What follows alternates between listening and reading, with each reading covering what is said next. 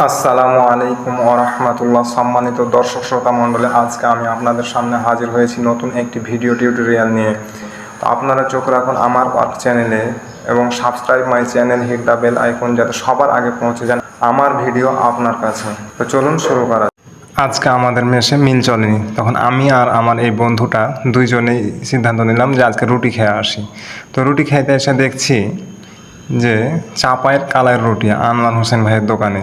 তখন এই ভাইকেও দেখছি যে আমাদের মতোই ওদেরও মিল চলেছে কি চলে না জানি না, তো ওরাও রুটি খেতে আসছে। তো রুটির অর্ডার দিয়ে দিলাম। আমাদের সামনে এভাবে দুইজনকে দুইটা রুটি দিয়ে গেল, আমরা সাথে ভর্তাও নিলাম। ভর্তা দিয়ে আমরা রুটি খাওয়া শুরু করব। এ সময় আমার মনে পড়লো যে একটা ভিডিও গালা বানাই, আজকে ইউটিউবে ছাড়বো। ভিডিওটা তৈরি করতে লাগলাম। আর আমার বন্ধুটা এদিকে রুটি খাওয়া কিন্তু বেগুনের ভর্তা দিয়ে শুরু করে দিল। এদিকে চা ছাড়াও কিন্তু রুটি খেতে এসে আমাদের মতোই। তো এখানে হচ্ছে রুটি তৈরির বিভিন্ন উপকরণ। এখানে পানির দেখা যাচ্ছে যে বোতল রয়েছে। তারপরে এই পাশে রুটি বানাচ্ছে। এই যে রুটি বানানোর জন্য আটাকে তৈরি করে নিয়ে আসলো এখানে। আর এই ভাই দেখা যাচ্ছে মাংসতে ঝোলের পরিমাণ বেশি হয়ে গেছে, তো ঝোলগুলো উঠাই নিচ্ছি। খুব ভালো এই জিনিসটা, কিন্তু দেখা যাচ্ছে অনেকে চর্বি খেলে সমস্যা। এই ভাই রুটি বানাচ্ছে, দেখেন কিভাবে রুটি বানাচ্ছে। এই যে চুলাতে আগুন জ্বলছে এবং রুটি বানাচ্ছে। এই ভাই মাংস কাস্টমারে অর্ডার দিয়েছে মাংস, তখন মাংস নিতে আসলো।